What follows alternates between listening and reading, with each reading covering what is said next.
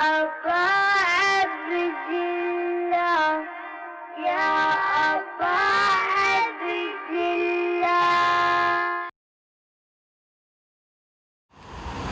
اعوذ باللہ من الشیطان الرجیم. بسم اللہ الرحمن الرحیم. الحمد للہ رب العالمین. الصلاۃ والسلام علی اشرف الانبیاء والمرسلین سیدنا و نبینا ابی القاسم محمد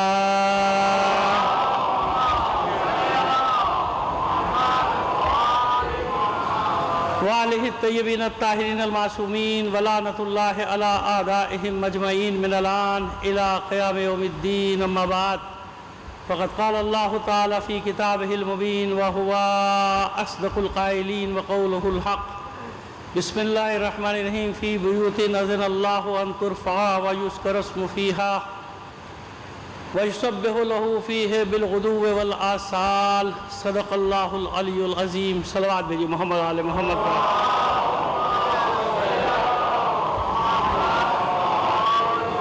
عزیزان محترم، اس عشرہ مجالس کی یہاں ہمارے حصے کی پہلی مجلس آپ سے درخواست کریں گے اپنے تمام مرحومین اور خاص طور پر شہدائے ملت کو شامل کر کے ایک سورہ فاتحہ پڑھ کر بخش دیجیے گا.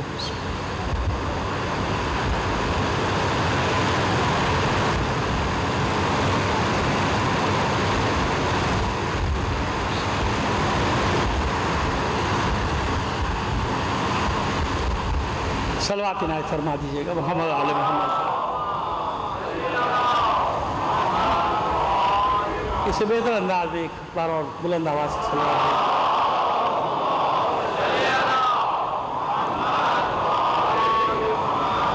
سورہ نور اس کی 36ویں آیت 35 اور 36ویں آیت جس کو ہم نے سلام کلام قرار دیا ہے. اس کے بعد بھی اس کے پہلے بھی ایک آیت ہے. قندیل کا ذکر ہے، ایک چراغ کا ذکر ہے. اللہ نور السماوات والارض مثل نورہ کمشکاۃ فیہا مصباح المصباح فی زجاجۃ الزجاجۃ کأنہا وہ سارا سلسلہ جو چل رہا ہے اسی میں آگے اس کے بعد والی آیت 36ویں آیت پہ ارشاد ہوا فی بیوت. یہ قندیل کہاں ہے، یہ شمع کہاں ہے، یہ چراغ کہاں ہے؟ فی بیوت، ان گھروں میں ہے. یہ شمع، یہ چراغ، یہ قندیل ان گھروں میں ہے. ان ترفع، جن کے ذکر کو اللہ نے بلند رکھا ہے، یا جن گھروں کو اللہ نے بلندی دی ہے، رفعت دی ہے. کون سے گھر ہیں یہ بھی بات کریں گے بعد میں، لیکن پہلے آیت کو سمجھ. فی بیوت اذن اللہ ان ترفع، اللہ نے ان کے ذکر کو یا ان کے رفعت کو بلند رکھا ہے، ان کے مقام کو بلند رکھا ہے. اور ان گھروں میں ہوتا کیا ہے؟ وَيُذْكَرَ اسْمُهَا، اور اللہ کا اسم کا ذکر، اللہ کا ذکر ان میں کیا جاتا ہے. کس طرح ذکر کیا جاتا ہے؟ يُسَبِّحُ لَهُ فِيهِ بِالْغُدُوِّ وَالْآصَالِ. صبح و شام ان میں اللہ کا ذکر کیا جاتا ہے. ان گھروں کی بات ہے. کن گھروں کی بات ہے؟ ہم جب بھی بات کریں گے تو ظاہر ہمیں تو سیدھا سیدھا سے ہم بات کر دیتے ہیں نا کہ اہل بیت مراد ہیں، لیکن نہیں، اب دلائل سے دیکھیں گے کہ کون سے گھر ہیں. مضمون آپ کو بتا دیں، عنوان آپ کی خدمت میں پیش کر دیں کہ ہم جو بھی بات کریں گے قرآن اور نہج البلاغہ کے حوالے سے بات ہوگی. قرآن اور نہج البلاغہ میں اس کی کیا تشریح کی گئی ہے، اہل بیت کے حوالے سے کیا گفتگو کی گئی، کیا باتیں کی گئی، اس گھر کو کیسے تلاش کیا جائے. لہذا اس میں ساری بات ہوگی کہ اہل بیت کا جو مقام ہے قرآن سے بھی اور نہج البلاغہ سے بھی. یا یوں کہیے کہ تینوں ہمارے ٹاپک رہیں گے، قرآن، نہج البلاغہ اور اہل بیت علیہم السلام. اس پہ بات کی جائے گی. آئیے ذرا سی اس کی تشریح کر دیتے ہیں آپ کے سامنے، اس کے بعد پھر بات کو آگے بڑھائیں گے. پہلے پروردگار نے اپنے نور کا ذکر کیا کہ اللہ نور السماوات والارض، آسمان و زمین کا نور اللہ کی ذات ہے. یعنی ہر شے میں اللہ کا نور کار فرما ہے، جلوہ فروز ہے، ہر جگہ اللہ کا نور کام کر رہا ہے. اس نور کی مثال دی ہے ایک چراغ سے. یہ عجیب بات ہے. مثل نورہ کمشکاۃ فیہا مصباح، ایک جناب ہے قندیل، اس قندیل میں چراغ ہے. المصباح فی زجاجۃ، اور پھر وہ اس کے بعد اس کے اندر ہے چراغ، ایک تہ ہے، وہاں پہ وہ شمع روشن کی جائے. الزجاجۃ، اور وہ جو شیشے کی باریک سی تہ ہے، جو قندیل ہے، وہ جناب کیسی ہے؟ کانہا کوکب دری، وہ کوکب دری کی معنی ایک چمکدار ستارے کی معنی، ایک چراغ سے مثال دی جا رہی ہے. یہ مثال یہ ہے. کہاں یہ قندیل کہاں پائی جاتی ہے؟ یہ قندیل فی بیوت، کچھ گھر ہیں جن میں یہ قندیل ہے. کوئی گھر ہے بس اس کا مطلب یہ خانہ کعبہ تو نہیں ہے، خانہ کعبہ کی مثال نہیں دی گئی، خانہ کعبہ کا تو نام لے کے کہا کہ فی بیوت، کچھ گھر ہیں، ایک گھر بھی نہیں بلکہ ایک سے زیادہ گھر ہیں، کچھ گھر ہیں جن میں یہ قندیل ہے اور روشن ہے، مسلسل روشن ہے۔ جب اللہ کے نور کی قندیل ہے تو مسلسل روشن ہے، یہ خاموش نہیں چل رہی ہے۔ فی بیوت اذن اللہ ان ترفع، اللہ نے اس کو بلندی عطا کی ہے، اللہ نے اجازت دی ان کی بلندی، ان کے بلندی رفعت عطا کی ہے ان کو۔ وَيُذْكَرَ اسْمُهَا، اور اللہ کے ذکر کی اجازت دی کہ اللہ کا ذکر اس میں کیا جاتا ہے، یہاں اللہ کا ذکر کیا جاتا ہے۔ وَيُسَبِّحُ لَهُ فِيهِ بِالْغُدُوِّ وَالْآصَالِ، یہ غدو و آصال کیا ہے؟ صبح و شام ان کا ذکر کیا جاتا ہے۔ آصال کہیں قرآن مجید میں سواد کے ساتھ ہے نا اصیل بھی آیا ہے کہ بکرتم و اصیلہ، کہیں یہ بھی ہے کہ صبح و شام تک جاتے ہیں۔ یہ اصیل کا وقت کیا ہے، یہ آصال کا وقت کیا ہے، یاد رکھیں۔ یہ بہت بڑا مسئلہ 2-3 منٹ پہ حل کر کے چلے جائیں تاکہ ہمیشہ کے لیے یہ بات صاف ہو جائے آپ کے ذہنوں میں کہ یاد رکھیے جو اوقات ہیں ان اوقات کو الگ الگ قرآن میں بیان کیا گیا ہے۔ صبح الگ ہے، صبح کا وقت، سحر کا وقت بالکل الگ ہے، صبح کا وقت الگ ہے، بکرا یہ وقت الگ ہے۔ بکرا وہ جب پوری طرح سفیدی نمودار ہو جاتی ہے اسے کہتے ہیں بکرا، یہ بکرا کا وقت ہے، وہ بکرا کا وقت ہے۔ اور عربی کہتے بھی ہیں کہ بکرا نہیں کل آنا، کل صبح آنا، اس طرح کا بکرا کا لفظ استعمال کرتے ہیں ہم۔ اصیل کون سا وقت ہے؟ نہ یہ صبح ہے، نہ یہ ظہر ہے، نہ یہ بکرا ہے، نہ یہ عصر ہے، نہ یہ مغرب ہے، نہ یہ رات ہے۔ اصیل ایک لفظ ہے، اصیل ایک وقت ہے۔ اصیل کون سا وقت ہے؟ اصیل وقت ہے رات سے پہلے کا، عصر کے بعد کا، رات سے پہلے کا اور عصر کے بعد کا۔ اصیل وہ وقت ہے کہ رات ابھی نہیں ہوئی، رات نہیں ہوئی لیکن سورج غروب ہو رہا ہے، سورج غروب ہو گیا یا ہو رہا ہے، اصیل کا وقت۔ رات کے لیے کون سا لفظ استعمال ہوتا ہے؟ لیل کا، یعنی لیل الگ ہے اور اصیل الگ ہے۔ سمجھ میں آ رہی بات؟ اصیل کا وقت، اب قرآن مجید میں جب بھی یہ لفظ آئے گا سامنے آپ کو دلیل مل جائے گی کہ ہاں یہ یہاں پہ موجود ہے اصیل کا لفظ۔ اصیل الگ ہے اور لیل الگ ہے۔ اب آئیے روزے کا حکم کیا ہے؟ اتم الصیام الی اللیل، اتم الصیام الی اللیل، روزہ پورا کرو کہاں تک؟ رات تک، لیل کا لفظ ہے۔ اصیل کون سا وقت ہے؟ سورج کے غروب کا وقت ہے۔ بس یہ ہمیشہ یاد رکھیے اور اطمینان سے یاد رکھیے کہ نہ ہمارا روزہ وقت سے پہلے کھلتا ہے نہ وقت کے بعد کھلتا ہے۔ ہم دیر، جو کہتے ہیں شیعہ دیر سے روزہ کرتے ہیں، ہم دیر سے روزہ نہیں کھولتے بھائی، ہم اس وقت پہ روزہ کھولتے ہیں جو وقت قرآن میں بتایا گیا ہے۔ اصیل کا وقت ہے شام کا وقت، لیل کا وقت ہے رات کا وقت، غروب کا وقت ہے اصیل کا وقت۔ یہ آئے گا بالغدو والآصال، صبح شام اللہ کی تسبیح کرتے ہیں ان گھروں میں، تو اصیل کا وقت اور ہے، وہ ہے غروب کا وقت۔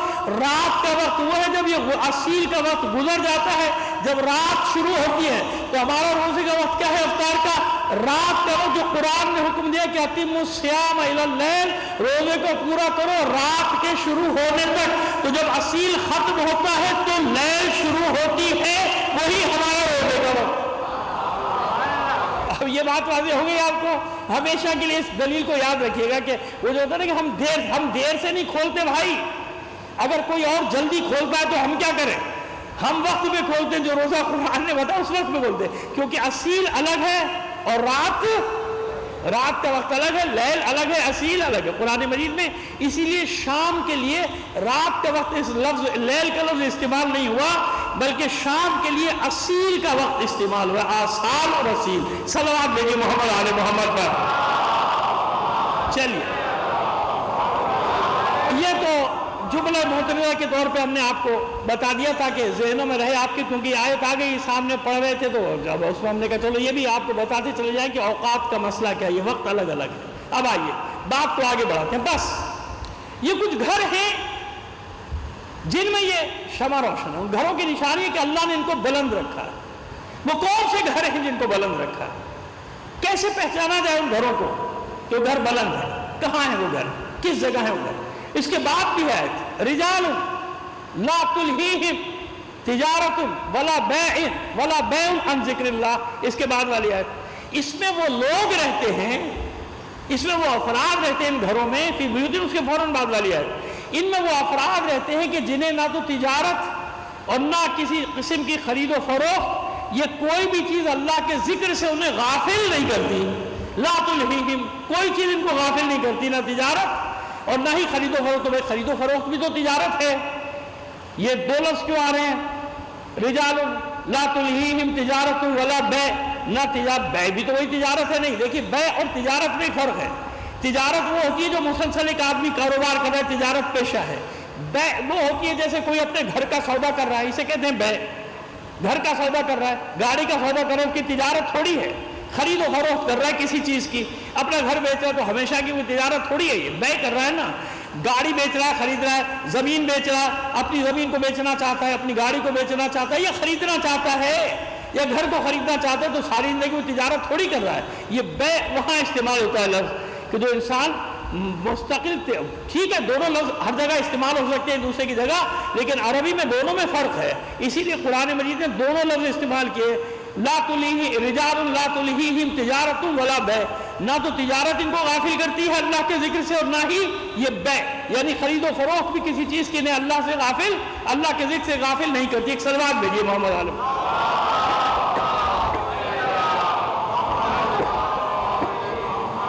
بہتر انداز میں بلند آواز سے ایک صلوات بھیجیے.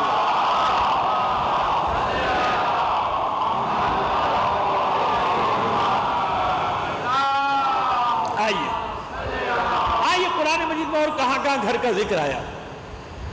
یسألونک عن الأہلہ، یہ آپ سے چاند کے گھٹنے اور بڑھنے کے بارے میں سوال کرتے ہیں. 189 سورہ بقرہ آیت نمبر 189. یہ آپ سے چاند کے گھٹنے اور بڑھنے کے بارے میں، یسألونک عن الأہلہ، یہ آپ سے چاند کے گھٹنے اور بڑھنے کے بارے میں سوال کرتے ہیں. آپ کہ قل ہے مواقیت للناس والحج، آپ بتا دیجئے کہ یہ تو لوگوں کے لیے نشانی رکھی ہے تاکہ اوقات کو طے کر سکیں، وقت کو طے کر سکیں، مہینے کو طے کر سکیں، اور حج کے مہینے کو بھی طے کر سکیں چاند کے ذریعے سے. وَلَيْسَ الْبِرُّ بِأَن تَأْتُوا الْبُيُوتَ مِن ظُهُورِهَا، اور یہ نیکی نہیں، اسی آیت، یہی آیت چل رہی ہے، اس میں ایک سوال ہے جس کا جواب دینا ہے. اور یہ نیکی نہیں کہ تم گھروں میں ان کے پچھواڑے سے داخل ہو جاؤ.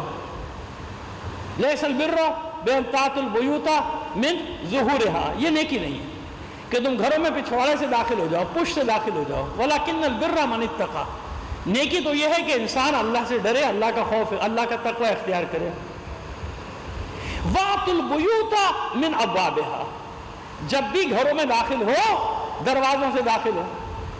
اب جب دروازے کی تشریح کی جاتی ہے کہ دروازہ کون، تو کہتے ہیں بھائی یہ آیت وہاں سے تعلق ہی نہیں رکھتی، اس آیت کا تعلق تو حج کے ساتھ ہے، اس آیت کا تعلق تو مواقع. لیکن ہم یہی تو سوال کرنا چاہ رہے ہیں کیسے تعلق بن رہا ہے. یسألونک عن الأہلہ، یہ آپ سے چاند کے بارے میں سوال کرتے ہیں، گھٹنے بڑھنے کے بارے میں سوال کرتے ہیں. قل ہے مواقیت للناس، آپ ان سے کہیے کہ یہ مہینوں کے طے کرنے، وقت کو طے کرنے کا سلسلہ ہے لوگوں کے لیے. والحج، اور حج کا مہینہ بھی طے کرنے کا سلسلہ ہے. لیس البر، اب اس کے فوراً بعد یہ بات کہی جا رہی، کیوں؟ ولیس البر بأن تأتوا البیوت من ظہورها، خبردار گھروں میں پچھواڑے سے داخل مت ہونا. ولکن البر من اتقى وأتوا البیوت من أبوابها، جب گھروں میں آؤ دروازوں سے آؤ. اب یہ دروازوں کا تعلق، گھر کا تعلق یہ چاند کی آیت سے کیسے؟ یہ سوال ہوا تھا جب ہم نے ایک جگہ تفسیر کی تو سوال ہو گیا کہ بھئی تو چاند کیا ہوتا ہے. میں نے کہا نہیں ایسا نہیں ہے، اب پوچھنا پڑے گا نا. وہی بات آ جائے گی فاسألوا اہل الذکر ان کنتم لا تعلمون، اگر تم نہیں جانتے تو اہل ذکر سے پوچھو. اہل ذکر کون ہے بھائی؟ تشریح کبھی کی تھی، اب یاد نہیں کب کتنے سال پہلے تشریح کی تھی، ذرا سا 2 منٹ میں گزر جاتے ہیں. فاسألوا اہل الذکر، اہل ذکر سے پوچھو. اہل ذکر سے مراد کون ہے بھائی؟ علماء، دانشور، یہ سب ہے؟ نہیں، یہ تو ظاہری بات ہے. بھائی دیکھیے اہل ذکر کہا جا رہا ہے، اہل ذکر سے پوچھو یہ ذکر کیا ہے قرآن میں. اگر ذکر کی تشریح قرآن میں موجود ہے پھر تو ٹھیک ہے، پھر قرآن سے ہی مدد لیں گے نا. اگر ذکر کی تشریح قرآن میں نہیں ہے تو پھر آپ اپنے معنی کرتے رہیے کہ اہل ذکر سے مراد عالم ہے، یہ ہے، فلاں ہے، جو بھی ہے آپ کرتے رہیے، آپ کو اختیار ہے، آپ عقل سے اپنی جو سمجھ سکتے ہیں سمجھ لیجیے.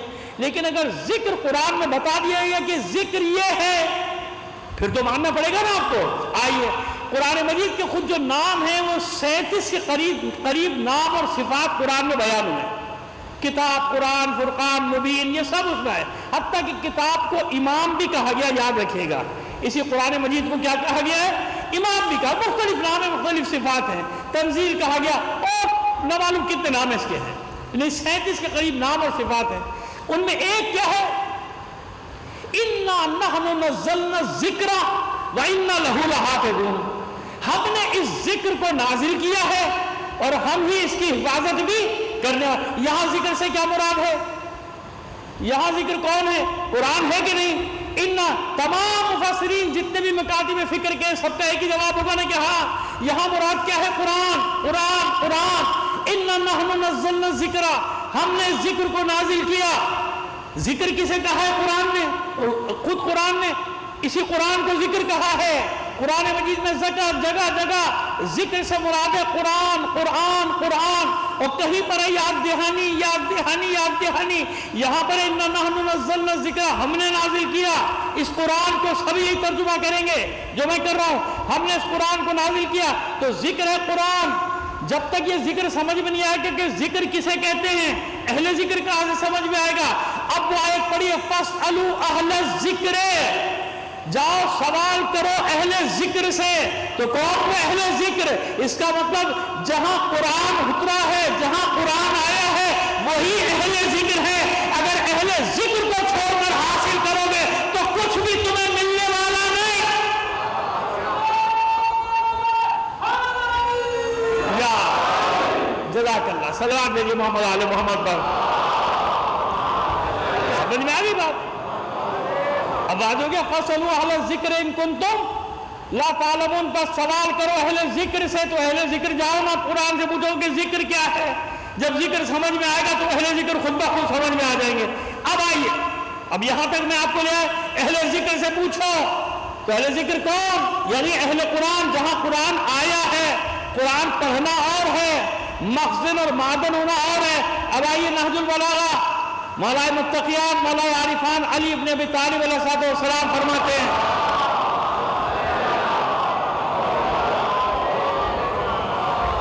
نحن الشعار واصحاب، نحن الشعار والاصحاب والمخزنة والابواب ولا توت البيوت الا من ابوابها ومن اتاها من غیر ابوابها سمع سارقا. آپ فرماتے مولا کہ ہم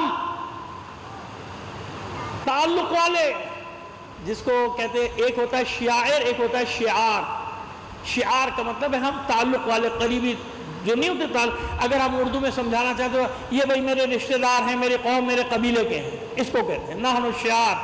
یعنی ہم ہیں وہ لوگ جن کا قریبی تعلق ہے دین کے ساتھ، اللہ کے ساتھ، رسول کے ساتھ. اور ہم اس کے ساتھی ہیں، کس کے؟ دین کے، رسول کے، اللہ کے. نحن الشعار والاصحاب، ہم سے زیادہ قریبی تعلق کسی کا نہیں ہے اس دین سے. ہم سے زیادہ کوئی ساتھی نہیں ہے اس دین کا، اللہ کا، رسول کا. ہم ساتھی ہیں، ہم قریب والے ہیں، ہم تعلق والے. والمخزنۃ والابواب، اور ہم ہی اس کے خزانے دار ہیں. کس کے؟ یعنی دین کے خزانے دار ہمیں. دوسرے کا فرمایا موضع سر ہی، ہم اللہ کے رازوں کے امین ہیں. اللہ کے جو راز ہیں اس کے امین ہیں، اس کے خزانوں کے مخزن ہیں. یعنی ہم مخزن ہیں، جہاں اللہ کے خزانے ہیں دین کے وہ ہم ہیں. ہم لوگ ہم یہاں فرماتے نام الشعار والاصحاب، ہم قریبی تعلق والے، ہم ساتھی دین کے، قرآن کے، رسول کے ہم لوگ ہیں. اور ہم ہی وہ ہیں جو خزانہ ہے دین کا. والمخزنۃ والابواب، اور ہم ہی دین کے دروازے ہیں. ہم کون ہیں؟ ہم ہی دین کے دروازے. اب اس آیت کو آپ کوڈ کرتے ہیں لفظ بدل کے، اور یاد رکھو ولا تؤت البیوت، گھروں میں نہیں آیا جاتا. ولا تؤت البیوت الا من ابوابها، سوائے اس کے کہ دروازے سے آؤ. یعنی دروازوں کے علاوہ کہیں سے بھی گھروں میں داخل ہونے کی اجازت نہیں ہے. مولا فرماتے ہیں وہی آیت کو حوالہ، آیت کے لفظ نہیں، لفظ بلفظ، یعنی آپ اس مفہوم کو نقل کر رہے ہیں. ولا تؤت البیوت الا من ابوابها، گھروں میں داخل نہیں ہوا سکتا، نہیں ہوا جا سکتا سوائے دروازوں کے. اور اگر کوئی فمن اتاہا من غیر ابوابہا، اور جو دروازوں کو چھوڑ کر کہیں سے آئے گا سمیا سارقن، تو اسے چور کہا جاتا ہے۔ یہ مولا فرماتے ہیں کہ جو دروازوں کو چھوڑ کر آئے گا وہ کیا کہلائے گا؟ چور۔ اب آئیے اس حدیث کی طرف آ جائیے۔ یہ اتنا گراؤنڈ میں نے اس لیے بنایا کہ اب اس حدیث کے ارد گرد کوئی کچھ بھی بڑھا لے، نہج البلاغہ میں فرما دیا مولا نے کہ گھروں میں کہاں سے آیا جائے گا؟ صرف اور صرف کہاں سے؟ دروازوں سے۔ تو آیت کا جو حکم ہے وہ عمومی حکم ہے، ہر ایک کو یہی حکم دیا جا رہا ہے کہ جب گھر میں داخل ہو تو دروازے سے۔ تو بس دین کیا ہے؟ انا مدینۃ العلم وعلی بابھا۔ اس لیے اللہ کے رسول نے فرمایا کہ دین تمہیں مل ہی نہیں سکتا جب تک دروازے سے داخل نہ ہوگا۔ یا ایک صلوات عنایت فرمائیے بلند آواز سے محمد علیہ۔ بات آسان ہے۔ اب آج مقدمہ بنا رہے ہیں تاکہ کل ہمیں بات کرنے میں آسانی ہے، بات سمجھ میں آ جائے کہ ہے کیا۔ پہلے سمجھ میں آ جائے کہ گھر ہے کیا، کس کا گھر ہے، کون سا گھر ہے۔ سمجھ میں آئی بات کہ جو اگر بیت کا فی بیوتن کا ذکر کیا تو ویسے گھر بھی تو لاؤ، اس طرح کا گھر بھی تو۔ ایک گھر کا حوالہ دیں گے جلدی سے چلے جائیں گے۔ ابھی تھوڑے دن پہلے تو حج گزرا ہے نا، ابھی تو حاجی آ ہی رہے، ہمارے تو آگے باقی ابھی آئے رہے، اور 10 دن تک ابھی فلائٹ ہے ان کی، جو میری معلومات ہیں ابھی تو آ رہے ہیں، مسلسل آئے جا رہے ہیں حاجی، آ رہے ہیں نا حج کر کے۔ طواف آپ بھی دیکھتے ہیں، اب تو کوئی ایسی چیز نہیں رہی، ٹی وی پہ سبھی دیکھ رہے ہیں طواف۔ حتیم کو اندر لیا جاتا ہے نا، وہ نیم دائرے کو اندر لیا جاتا ہے۔ اب بتا رہے ہیں آپ کو گھر کی اہمیت کہ اللہ نے کن گھروں کو بلندی دی ہے، کس گھر کو بلندی دی ہے۔ صلوات بھیجیے محمد آل محمد پر۔ بس ہم سمجھانا یہ چاہ رہے ہیں کہ وہاں بیت اللہ مراد نہیں ہے، کچھ اور گھر مراد۔ مثال یہاں سے دے رہے ہیں تاکہ سمجھ میں آ جائے۔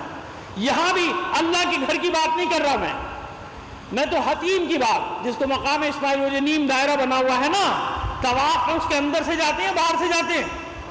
اندر سے گئے تو طواف باطل۔ یہ ہم نے کسی پروگرام میں، حج کے پروگرام میں بھی کہا تھا، اور ہمارے ساتھ جو علماء دوسرے وقت بیٹھے وہ ظاہر تردید نہیں کر سکے، بالکل خاموش ہے، بلکہ ایک نے ہماری تائید ہی کر دی کہ مولانا بالکل صحیح کہہ رہے ہیں، کیونکہ بات یہ آپ دلیل سے بات کریں گے، تاریخی حقائق میں بات کریں، کون آپ کی اس بات کو رد کرے گا؟ اس میں ہمت ہی کیسے کہے گا کہ یہ نہیں ہوا، ایسا ہے؟ ابھی اب وہاں پہ ہم نے دلیل دی تھی کہ باہر سے کیوں جاتے ہیں بھائی؟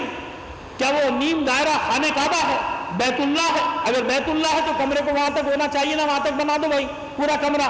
نہیں بنا سکتے، نہیں، بیت اللہ تو وہی ہے، وہ مستطیل عمارت جو بنی وہی اللہ کا۔ تو یہ کیا ہے کہ اس کے اندر سے جائیں تو طواف نہیں ہوگا، باہر سے جب تک چکر نہ لگائیں شوط یعنی چکر پورا نہیں ہوگا۔ اگر وہاں سے گئے طواف ٹوٹ گیا پھر دوبارہ سے کرو، ایسے ہی ہے نا۔ ہاں اندر جا کے احترام 2 رکعت نماز پڑھ سکتے ہیں، آپ کو اجازت ہے، اور اس کا بہت ثواب ہے، اس حتیم میں 2 رکعت نماز پڑھنے کا بھی بہت ثواب۔ لیکن پیروں سے رونتے ہوئے نہیں جا سکتے لاکھوں حاجی، ہزاروں لاکھوں لوگ دوڑتے چلے جائیں، اس کو طواف کریں جناب، اس کو پہلے بے غافل ہو کے نہیں۔ طواف میں بھی خیال ہے کہ اس کے اندر سے نہیں باہر سے چکر لگانا ہے، کیوں؟ تاکہ دماغ میں رہے کہ کوئی تو سبب ہے کہ یہاں طواف، اس کے باہر سے اس کو طواف میں شامل کرنا ہے، اللہ کے گھر کی طرح طواف کرنا ہے اللہ کے گھر کا۔ لیکن یہ نیم دائرہ بھی شامل، یہ نیم دائرہ ہے کیا؟ یہ نیم دائرہ ہے جناب حاجرہ کا گھر۔ کیا ہے یہ؟ جناب حاجرہ سلام اللہ کا گھر، علیہ کا گھر، یہاں جھگی ڈالی تھی، یہاں گھر بنایا تھا، اور یہیں آپ رہی، یہیں انتقال ہوا، یہیں دفن ہو گئی۔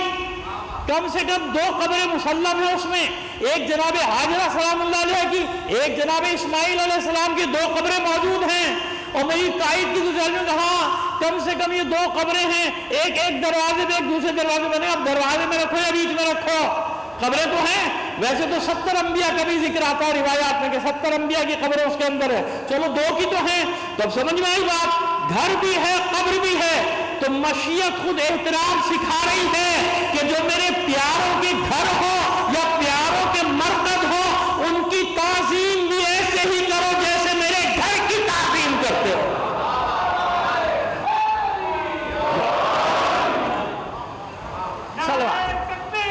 اللہ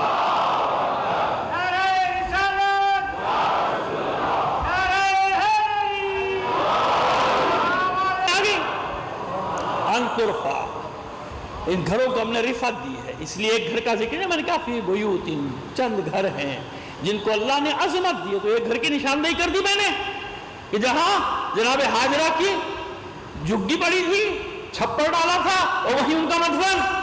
لہذا باہر سے جاؤ، ہو کے جاؤ. اب اس پر ہم بہت پڑھ چکے، وہ جو مقام ابراہیم ہے اس کے پیچھے نماز کیوں، صفا مروہ کی صحیح کیوں، یہ سارا ہم پڑھ چکے پہلے یہاں بھی اور کئی جگہ پہ پڑھا.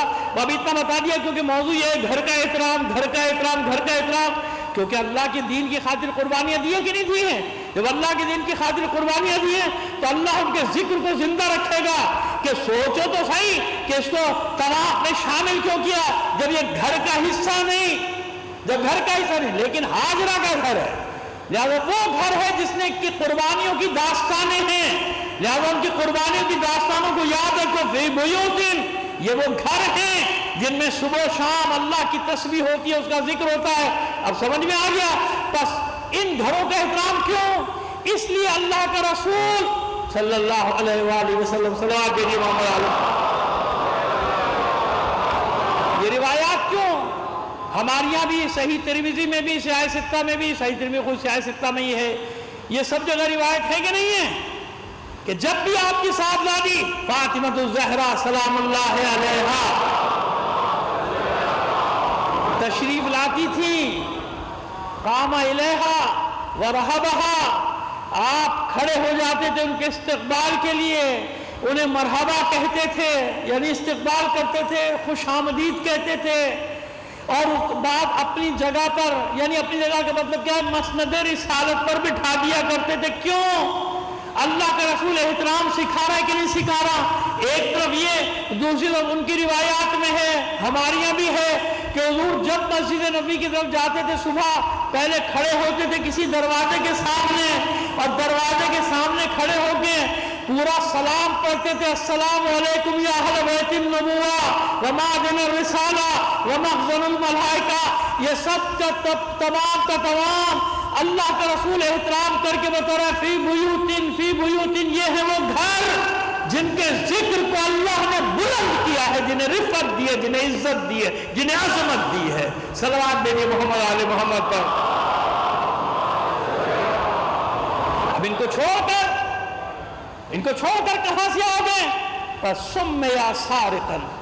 اگر گھروں کو چھوڑ کر کہیں سے آؤ گے تو مولا فرماتے ہیں کہ اس کا نام کیا اس کو کیا کہا جاتا ہے؟ اس کو کہا جاتا ہے چور. لہذا اس حدیث کا بھی کوئی انکار نہ کر سکا. انا مدینۃ العلم والی بابھا، میں شہر علم ہوں. علی اس کا دروازہ ہے، باقی کچھ نہیں. باقی ہٹا دیے، پہلے لگائے تھے لوگوں نے، بعد میں لاحقے ہٹا دیے. جب بانا سمجھ میں آئے کہ تو بڑی گڑبڑ ہو جائے گی، اور بھی چیزیں لگا دی گئی تھی نا ماضی میں ساتھ، اب نہیں بیان ہی نہیں کرتے، اس کو سمجھ میں آ گئی بات کہ معاملہ غلط ہو جائے گا. لہذا باب باب باب ابواب کا ذکر ہے کہ ان گھروں سے آؤ، یہاں سے تمہیں ملے گا. یعنی اس سے الگ ہٹ کے جاؤ گے تو کیا ہوگا؟ قیامت تک کے لیے ہے نا رہنمائی، قیامت تک کے لیے رہنمائی کرنے والی وہ چراغ ہوگا جو چراغ خاموش ہونے والا نہیں. اللہ نے مثال دی نا ان گھروں میں یہ قندیل، ان گھروں میں یہ چراغ. جا کے دیکھو ان گھروں کو، ان گھروں میں صبح و شام سوائے تسبیح کے کچھ بھی نہیں ہوتا. اور بھی ذکر کریں گے سورہ دہر میں کہاں کہاں حوالے دیے گئے. ابھی اتنا موضع سر رہی، یہ اہل بیت ہیں. مولا فرماتی ہے اہل بیت ہیں جو اللہ کے رازوں کے امین ہیں، اس کے خزانے دار ہیں، اس کے خزانوں کی چابیاں ان اہل بیت کے پاس، یا ہم اہل بیت کے پاس، ہم اہل بیت کے پاس اس کے خزانوں کی چابیاں ہیں، اللہ کے خزانوں کی چابیاں. کیا مطلب؟ یعنی جسے کہا جاتا ہے ولایت تکوینی ہمارے پاس، یہ اللہ نے اختیار دیا. فرق کیا ہے؟ اللہ کے لیے ذاتی ہے سب کچھ. ان گھروں میں جو اللہ نے اختیار دیا، یہ کیا ہے؟ یہ اللہ کا دیا ہوا اختیار ہے. جو ان گھروں کی طرف اللہ اشارہ کر رہا ہے کہ ان گھروں کا رخ کر لو، یہاں سے تمہیں گمراہی نہیں ملے گی. اور یہ گھر میں آپ کو فی بیوتن کیوں کہا گیا؟ کہ ایک جگہ نہیں ہے یہ گھر، جہاں جہاں میں نے عرض کیا آپ سے کہ حتیم کے اندر گھر بھی ہے، روضہ بھی ہے، یعنی قبریں بھی ہے نا. دو جناب حاجرہ کی مرقد بھی ہے اور جناب اسماعیل علیہ السلام کی مرقد بھی، وہاں بھی دونوں قبریں ہیں، دو قبریں. تو بتا دیا نا کہ ایسا نہ سمجھنا جیسی یہ زندگی میں ہدایت کرتے تھے ویسے ہی تمہارے سامنے سے ہٹ جائیں گے، اسی طرح ہدایت کریں گے۔ اس لیے مشاہد مقدسہ یہ بھی گھر ہیں، روضہ حسین یعنی مرقد حسین، مشہد حسین، مشہد علی، مشہد سامرا۔ مشہد یاد رکھیے شہر کا نام بعد میں پڑا ہے اور اسی وجہ سے پڑ گیا کہ کیونکہ مشہد امام رضا علیہ الصلوۃ والسلام ہے، صلوات بھیجیے محمد علیہ۔ مشہد شہادت گاہ کو کہتے ہیں، مشہد کسے کہتے ہیں؟ شہادت گاہ کو۔ مشہد یعنی شہادت کی جگہ یا گواہی دینے کی جگہ، دونوں معنی ہیں اس کے، کوئی حرج نہیں۔ اسی لیے کہا جاتا ہے ان تمام روزوں کو کیا کہا جاتا ہے ملا کے؟ مشاہد مقدسہ۔ مشہد کی جمع ہے مشاہد مقدسہ۔ تو میں جو مشہد کا لفظ استعمال کروں گا، مشہد تو ایک ہی ہے، نہیں، میں نے سمجھا دیا آپ کو کہ یہ سب مشہد ہے۔ مشہد کاظمین، مشہد سامرا، مشہد نجف، مشہد کربلا، مشہد قوم، مشہد، خود مشہد، اس کا نام تو آپ جانتے ہیں نا، طوس ہے۔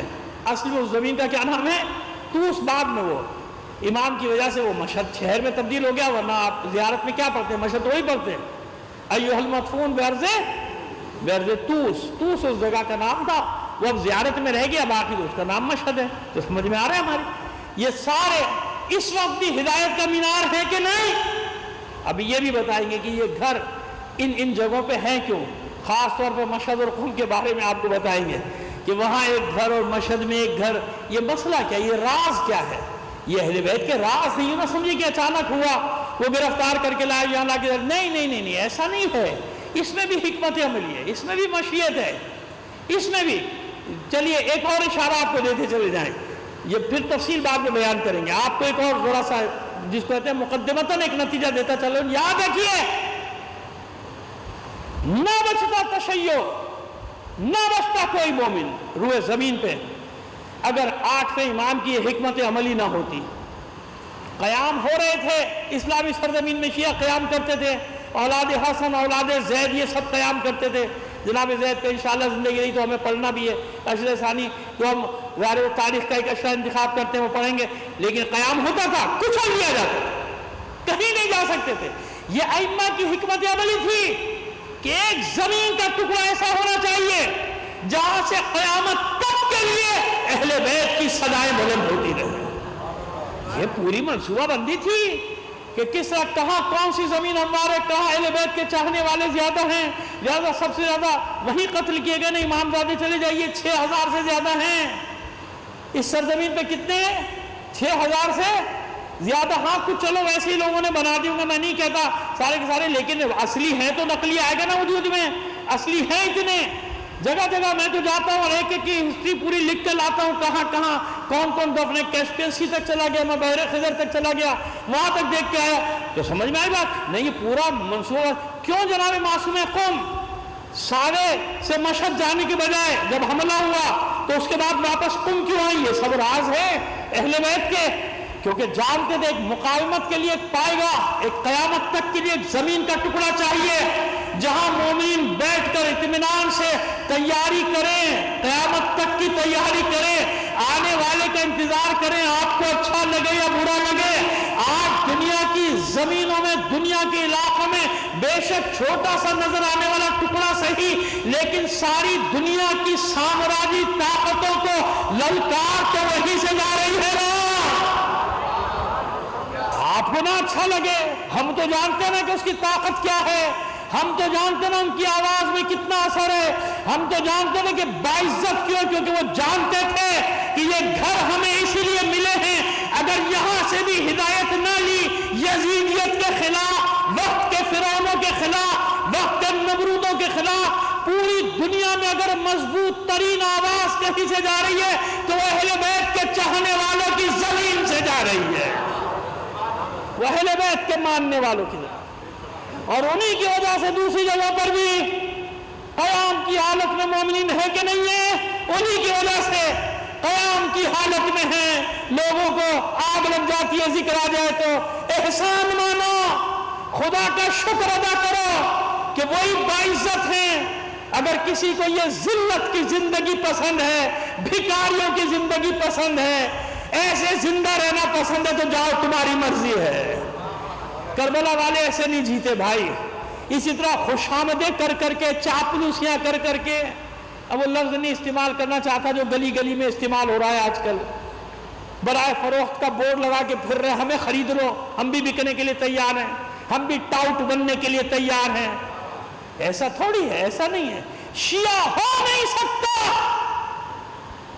جو یزیدیوں کے ہاتھ میں ہاتھ دے دے، مر جائے گا، کٹ جائے گا، سودے بازی نہیں کرے گا، اپنے نظریات پہ سودے بازی نہیں کرے گا، کبھی نہیں جھکے گا ان سامراجیوں کے سامنے، کبھی نہیں جھکے گا ان سامراج کے ایجنٹوں کے سامنے، نہیں جھکے گا شیعہ۔ حسینی ہے اس لیے، حسینیت کا نعرہ ظالموں کے ہاتھ میں ہاتھ، ظالموں کے ساتھ بیٹھے، چھوٹے چھوٹے فائدوں کے لیے، مفادات کے لیے، میں حاضر ہوں آقا، آپ حکم فرمائیے، میں حاضر ہوں آپ کی خدمت کے لیے آقا۔ ایسے نہیں، دیکھو کون عزت سے ہے، اتنی دہائیوں کے اقتصادی اور معاشی بائیکاٹ کے باوجود کون، جہاں وہ گھر ہیں، وہ جانتے ہیں ان گھروں کی اہمیت، وہ جانتے ہیں کہ انہی سے ہدایت ملے گی، وہ جانتے ہیں کہ آواز کہاں کہاں تک جائے گی۔ عزت کیوں ہے پوری دنیا میں، قوموں کے سامنے کھڑے ہیں نا، برابر سے کھڑے ہیں، جھکے ہوئے نہیں۔ تو اس پہ یہ خوش ہونے کی بات ہے یا افسوس کی بات ہے مومنین کے لیے؟ ان کے چاہنے والوں کا قطع زمین پوری دنیا میں عزت کے ساتھ سر اٹھا کے جی رہا ہے، کھڑے ہیں نا، مشکلات میں بھی کھڑے ہیں، کیا کیا ان پہ مسلط نہیں کی گئی مصیبتیں، ایک کے بعد ایک، ایک کے بعد ایک، ایک کے بعد ایک، داخلی انتشار کتنا بڑا، پوری دنیا خوش، اپنے گھر کی خبر نہیں ہے، وہاں کی فکر منا رہے ہیں، اپنا پتہ نہیں کہ قوموں میں کہاں کھڑے ہو، کتنے ذلیل مقام پہ کھڑے ہو، ان کا ہوش نہیں ہے، خوش ہو رہے ہیں کہ وہاں جھگڑا ہو رہا ہے، وہ ختم ہونے والا ہے انقلاب، وہاں جھگڑا ہو گیا، وہاں شہروں میں یہ ہو گیا، پھر ارمانوں پہ اوس پڑ گئی، کیا ہوا؟ ارمانوں پہ اوس پڑ گئی، بیٹھ گئے، پھر خاموش، اب خبر بھی نہیں دیتے نا، انتظار میں، تو سامراجی میڈیا، سامراجی ایجنٹ سب لگے ہوئے، سامراجی کھاتوں میں، چل سمجھ میں آئی بات؟ یہ ہیں وہ گھر جن گھروں میں حریت کا درس ہے، آزادی کا درس ہے، بزدلی کا درس نہیں ہے، غداری کا نہیں ہے، قوموں کو بیچ دینے کا نہیں ہے، آزادی کا درس، سمجھنے والوں کو، نہ سمجھنے والوں کا تو انبار ہے، بازار لگا ہوا ہے۔ میں نے کہا نا برائے فروخت کا تختی لگا کے سارے گھوم رہے ہیں، مجھے لے لو آقا، اس کو لے لیا، مجھے بھی شامل کر لو، کسی کمیٹی میں ہی ڈال دو، کہیں تو ڈالو مجھے، سمجھ میں آ رہی ہے بات؟ نہیں ہے، جو اس درس سے، اس گھر سے وابستہ ہے، اہل بیت کا گھر، اہل بیت کا در، پہلا درس حریت کا، آزادی کا ہے، حریت پسندی کا پہلا درس، اس کے علاوہ بیکار۔ حسین نے کیا کیا کربلا میں؟ یہی درس تو دیا نا، قیامت تک کے لیے پوری بشریت پر جو واقعہ سب سے زیادہ اثر انداز ہوا وہ حسین کا، وہ حسین کا واقعہ، پوری دنیا، بشریت، اور ہر شعبے میں، ادب کا شعبہ ہو، تاریخ کا شعبہ ہو، کوئی شعبہ ہو، کربلا نے اپنا اثر ہر جگہ ڈالا ہے نا، ہر جگہ اپنا اثر ڈالا۔ سیاست کا شعبہ، کربلا آج تک مؤثر، تازہ دم ہے نا کربلا، اب تک تازہ ہے کربلا۔ یہ دیکھیے، ہم اور آپ کا اعزاز ہے کہ ہم اس کا حصہ ہیں، ہم نے تازہ نہیں رکھا ہوا، ہم نے زندہ نہیں رکھا ہوا، نہیں، یہ ہمارا اعزاز ہے کہ ہم اس قافلے میں شامل ہیں جو اس قافلے میں چل رہا ہے۔ یعنی کربلا کی بقا ہماری وجہ سے نہیں ہے، ہماری بقا کی ضامن کربلا ہے، ہم زندہ ہیں کیونکہ کربلا سے وابستہ ہیں۔ اگر کربلا ہمارے پاس نہ ہوتی ہم مر گئے ہوتے، زندہ ہو کے بھی مر گئے ہوتے، زندہ لاش ہوتے ہم لوگ، لیکن کربلا نے ہم کو زندہ رکھا، کربلا نے ہمیں زندگی دی ہے، کربلا نے ہمیں حیات دی ہے، کربلا ہمیں مرنے کے بعد بھی مرنے نہیں دیتی، کربلا زندہ رکھتی، یہ کربلا کا اعجاز۔ تو جو وہاں سے وابستہ ہوگا، آپ مجھے بتائیے، اور آپ سے بالکل حقیقت پسندی والی بات کر رہے ہیں، بتائیے کربلا میں کتنی شخصیتیں ایسی ہیں جن کے چھوٹے چھوٹے بچے ہیں کہ نہیں ہیں؟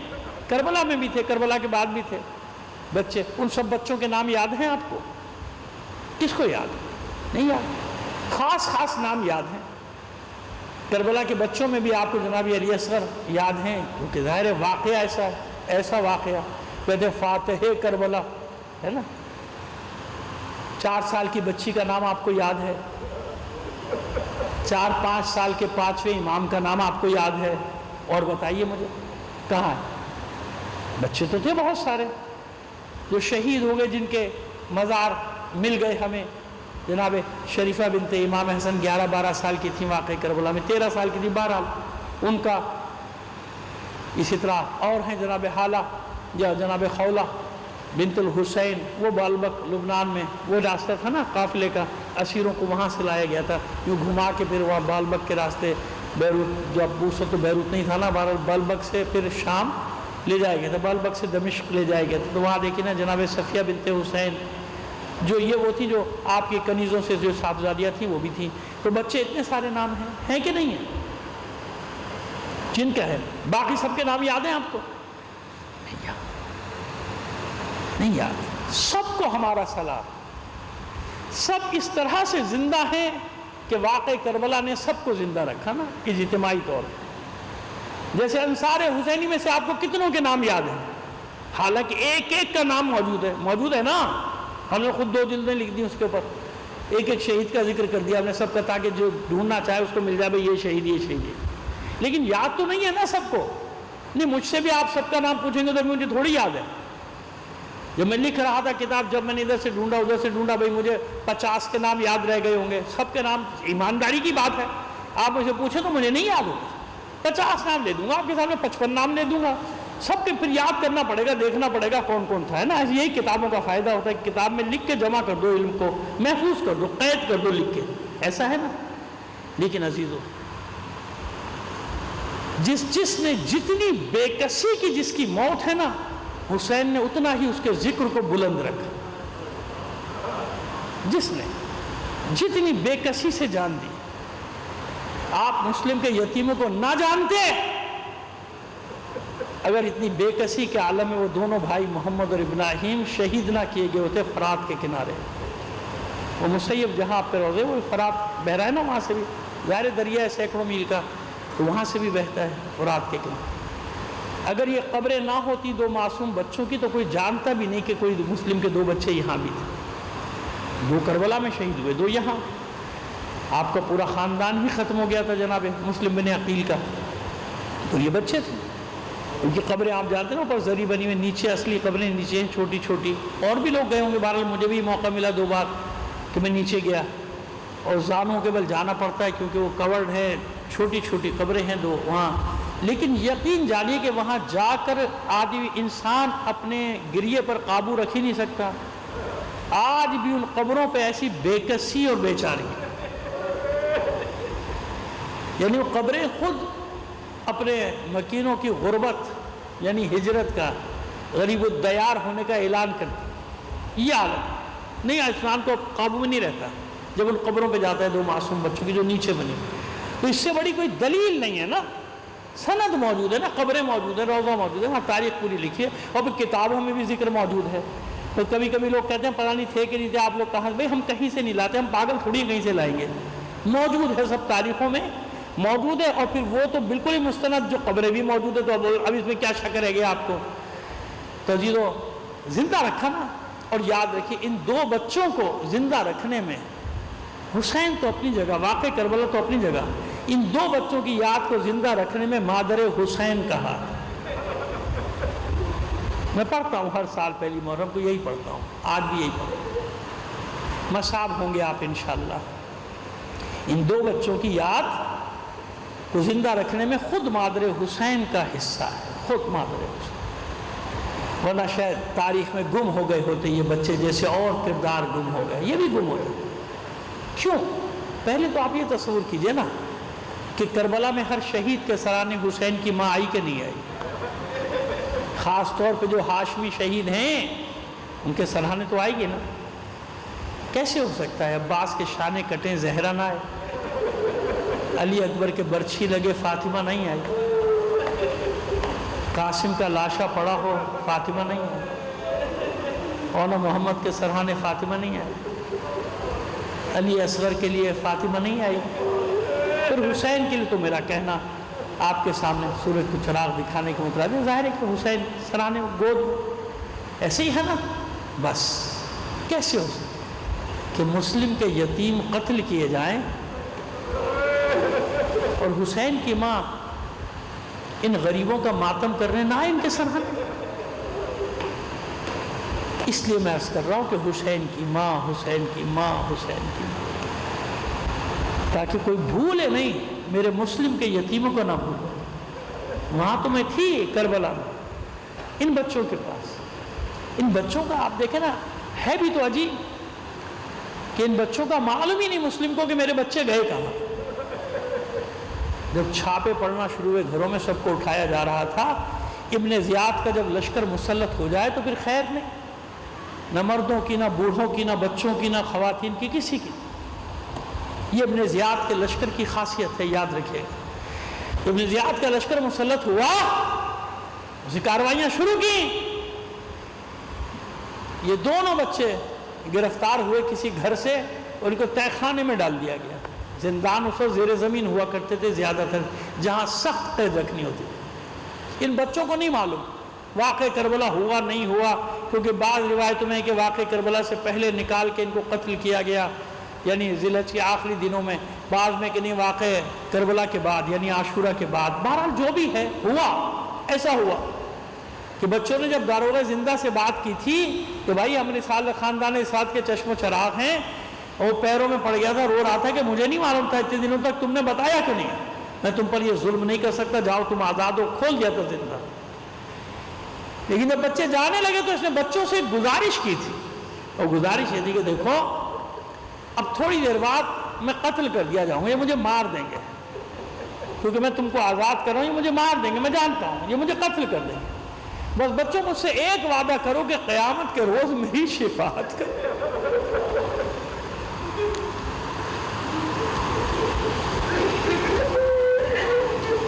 قیامت کے دن میری شفاعت کرو، میرے ضامن بنو گے. معصوم بچے ہیں، لیکن جانتا ہے نا خاندان رسالت کے بچے ہی نہیں، یہ حق ہوگا، حق شفاعت ہوگا. اور بچوں کو بھی اپنے حق شفاعت پر اتنا یقین ہے، اس داروغہ زندہ کے ہاتھ تھام کر کہتے ہیں تجھ سے وعدہ رہا تیرے بغیر جنت میں نہیں جائے گا. خوش ہو گئے، دعائیں چلا گیا. کہ دیکھو بچوں، اور رات ہونے سے پہلے کوفے سے دور نکل جانا، کیونکہ جیسے یہ خبر پھیلے گی کہ تم زندان سے فرار ہو گئے ہو، مجھے تو مار دیں گے، لیکن تمہاری تلاش میں چاروں طرف آدمی دوڑ جائیں گے تمہیں ڈھونڈنے کے. بچے زندان سے نکلے، لیکن بہرحال تقدیر میں تو کچھ اور لکھا ہے. کوفے سے تو نکل 30-40 کلومیٹر ہے نا مسیب، 30-40 کلومیٹر دور نکل گئے جہاں ان کے قبریں ہیں، نکل گئے. لیکن مدینہ کا راستہ کہاں ملا ان معصوم بچوں کو کہ مدینہ کس طرف ہے، مدینہ کا انہیں کیا معلوم بچوں. اور جب یہ رات بھر بھٹکتے رہے تو صبح جب ہونے لگی یہ فرات کے ساحل پہ فجر کا وقت ہوا، دونوں بچوں نے پہلے نماز ادا کی. نماز پڑھنے کے بعد آپس میں مشورہ کیا، ایک درخت پہ چڑھ گئے کہ دن بھر اس درخت پہ چھپے رہیں گے، جب رات ہوگی تو پھر سفر کا آغاز کریں گے. صبح کی سفیدی نمودار ہو رہی ہے. زن حارث کی کنیز پانی بھرنے جوہر پہ آئی، درخت کے نیچے ایک تالاب تھا، دیکھا تالاب میں پانی میں دو چاند سے چہروں کا عکس پڑ رہا. حیرت سے کہتی کس ملک کے شہزادیوں، میں نے ایسے چہرے دیکھے ہی نہیں آج سے پہلے، کون، کہاں سے آئے. بچے کہتے ہیں مومنہ ہمیں راستہ بتا دے مدینہ کا. نیچے آؤ، امان ہے، امان ہے، تمہیں امان ہے، نیچے آؤ، مجھے اپنا حال بتاؤ، پھر میں تمہارے لیے کچھ راستہ نکالوں.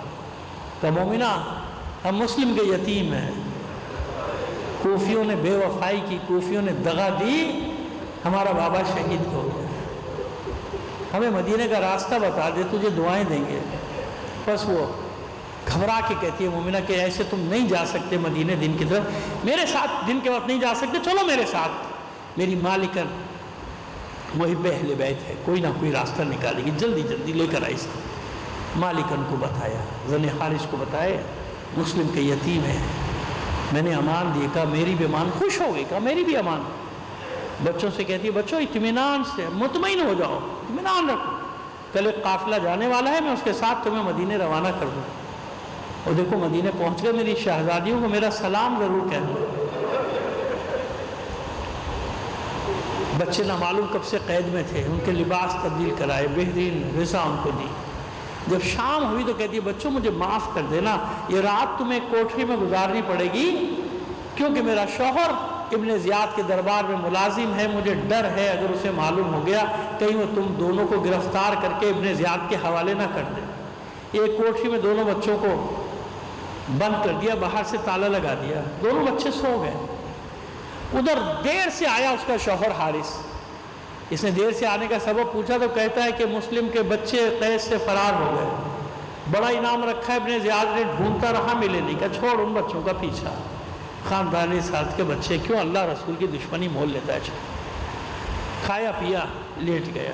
رات کے ایک پہر میں چھوٹے بھائی کی آنکھ کھلی، بڑے بھائی کا شانہ ہلا کے کہتا ہے بھیا اٹھو اٹھو۔ بھائی اٹھا، سبب پوچھا، بھیا میں نے ابھی یہ خواب دیکھا ہے، میں نے خواب میں رسول خدا کو دیکھا، ہمارے بابا ان کی خدمت میں آئے ہیں، اللہ کا رسول سوال کر رہا ہے مسلم بچوں کو کہاں چھوڑا ہے؟ ہمارا بابا رو رو کر کہہ رہا ہے اللہ کے رسول میرے بچے ابن زیاد ملعون کی قید میں۔ تو اللہ کے رسول نے سینے سے لگا کے کہا مسلم اطمینان رکھو، تھوڑی دیر میں تمہارے بچے تمہارے پاس آنے والے۔ بڑا بھائی کہتا ہے بھیا میں نے بھی یہی خواب دیکھا ہے۔ دونوں بھائیوں کو اپنی شہادت کا یقین ہوا اور ایک دوسرے کے گلے میں باہیں ڈال کے زار و قطار رونا شروع کر دیا۔ اب جو گریے کی صدائیں بلند ہوئیں، حارث ملعون کی آنکھ کھلی، تلوار لے کے دوڑا کوٹری کی طرف، بچوں کے رونے کی آواز آتی ہے، مومنہ گھبرا کے دوڑتی ہے پیچھے پیچھے، پڑوس میں کسی کے بچے کو کہتا ہے نہیں یہ میرے گھر سے آواز آ رہی، آگے بڑھا، قفل پہ وار کیا، تلوار کا قفل ٹوٹ گیا، ٹھوکر مار کے اندر داخل ہوا، دروازہ کھول کر کیا دیکھا، دونوں بچے گلے لپٹے۔ غصے میں آگے بڑھا، سارا دن تمہیں تلاش کرتا رہا، میرے گھر میں ہی چھپے ہوئے۔ اس نے جو ٹھوکروں سے مارنا شروع کیا، بچوں کے دانت ٹوٹ، نکسیر جاری ہو، چہرے لہو لہان اور ٹھوکریں مارتا جا، معصوم بچے، رسی سے دونوں کے پیر باندھے گھسیٹتا ہوا لے کر چلے، بے دردی سے، ضرور قتل کروں گا تم دونوں کو، ضرور قتل کروں۔ مومنہ پیچھے پیچھے، میں تجھے اس سے زیادہ انعام دوں گی، ان بچوں کو میں نے امان دی تھی، چھوڑ دے، کہا نہیں چھوڑوں گا تو نہیں، کیونکہ مجھے ابن زیاد کی خوشنودی بھی منظور ہے، میرا منصب بڑھے گا، میرا عہدہ بڑھے گا۔ غلام بھی ساتھ ہے، بیٹا بھی ساتھ ہے، لایا فرات کے ساحل پہ اس مقام پہ جہاں آج قبریں ہیں دونوں شہزادوں کی، یہاں پر لے کر آیا، غلام کو حکم دیا قتل کر دے ان دونوں کو۔ غلام آگے بڑھا، بڑے شہزادے نے کہا بلال حبشی کی قوم سے ہے، کہتا ہے کہ تم بلال کو کیسے جانتے ہو؟ ہم نے دیکھا نہیں، سنا ہے کہ ہمارے جد کا مؤذن تھا بلال جس کا تعلق حبش سے تھا۔ تو تم کون ہو؟ کہ ہم خاندان رسالت کے چشم و چراغ ہیں، اللہ کا رسول ہمارا جد ہے، علی ہمارا جد ہے، عقیل ہمارا جد ہے، ہم مسلم بنے عقیل، ہم مسلم کے بیٹے ہیں۔ اتنا سننا تھا، تلوار پھینک دی، دوڑا، نہر میں چھلانگ لگا دی، یہ ظلم نہیں کر سکتا، خاندان رسالت کے بچوں پہ تلوار نہیں اٹھاؤں گا۔ بیٹے کو حکم دیا، ماں نے چلا کر کہا دودھ نہیں بخشوں گی، بیٹا پیچھے ہٹ گیا، جھنجلا کر تلوار کا اس نے وار کیا، مومنہ بچوں کے اور تلوار کے درمیان میں آ گیا، شانے پہ تلوار لگی، زخمی ہو کے مومنہ ایک طرف گر پڑی، تو بچوں نے کہا ٹھہر، عربوں کا قاعدہ ہے 3 باتیں رکھتے ہیں، ایک بات مانی جاتی، کہتا ہے کہو کیا کہنا چاہتے ہو؟ کہا پہلی بات ہمیں مدینے لے چل، ہمارے چچا حسین سے جو چاہے گا تجھے دلوا دیں گے۔ کہا یہ ناممکن ہے، یہ نہیں ہو سکتا۔ کہا اچھا دوسری بات ہمیں ابن زیاد کے پاس لے چل، وہ جو فیصلہ کرے۔ کہا یہ بھی نہیں کروں گا، تم اتنے کم سن ہو، ابن زیاد کے تم پہ ترس آ جائے گا، وہ چھوڑ دے گا، میرا انعام رہ جائے گا۔ کہا اچھا پھر بس اتنا کر، ہمیں 2 رکعت نماز پڑھنے کی اجازت دے۔ مسلم کے یتیم قیامت تک آنے والے اہل بیت کے چاہنے والوں کے بچوں کو سبق دے کر جا، بچے کہتے ہیں اچھا ہمیں نماز پڑھنے دے۔ بچوں نے نماز شروع کی، اس ملعون نے، بڑا بھائی سجدے میں تھا، گردن پہ تلوار کا وار کیا، سر کو تن سے جدا کر، اپنے ساتھ ایک بوری تھیلا لایا تھا، اس میں سر کو ڈالا، جسم کو نہر کے حوالے کیا۔ چھوٹا بھائی کروٹیں بدلنے لگا بڑے بھائی کے خون میں، چلا کر کہتا ہے بھیا جانا مت، مجھے چھوڑ کر نہ جانا۔ کہتے ہیں کہ بڑے بھائی کا جسم پانی کی سطح پہ ٹھہر گیا، سطح آب پہ ٹھہر گئے، ابھی یہ کروٹیں بدل رہا تھا کہ اس ملعون نے دوسرا وار کیا، چھوٹے بھائی کے سر کو بھی تن سے جدا کیا، سر تھیلے میں ڈالا، جسم کو نہر کے حوالے کیا، دونوں بے سر کے لاشیں بغل گیر ہوئے، تہے آپ بیٹھ گئے۔ صبح ہوئی، مسیب کے کسان نکلے اپنی زمینوں پہ کھیتی باڑی کرنے کے لیے، بس کیا دیکھا؟ فرات کے ساحل پر کوئی سیاہ پوش بیوی بیٹھی، زار و قطار رو رہی ہے۔ آگے بڑھ کر کہتے ہیں بیوی تیرا کوئی قیمتی سامان گر گئے؟ ہم نکال دے، کہا ہاں، حارث ملعون نے میرے بچوں کو قتل کر کے پھینک دیا، میری مدد کرو، میرے بچوں کی لاشیں نکال دو۔ یہ کسان اترے، دونوں بے سر کے لاشیں نکال کر ساحل پر رکھے، یہ بیوی دونوں کے درمیان بیٹھ گئی، ایک ہاتھ ایک بچے کے سینے پہ، دوسرا ہاتھ دوسرے بچے کے سینے پہ، گریہ زاری کرتی جاتی ہے، ان کسانوں کا شکریہ ادا کرتی ہے، تم نے میری مدد کی، میں قیامت کے دن تمہاری شفاعت کروں گی، میں تمہاری بخشش کی ضامن ہوں۔ بس سننا تھا، یہ سننا تھا کہ وہ کسان کہتے ہیں بیوی آپ ہے کون جو اتنے اطمینان سے ہمیں جنت کی بشارت دیتی ہے؟ نظروں سے اوجھل ہونے سے پہلے وہ بیوی کہتی ہے میں کوئی اور نہیں، تمہارے رسول کی بیٹی فاطمہ زہرا ہوں، اور یہ میرے مسلم کے یتیم جنہیں حارث کا قتل کر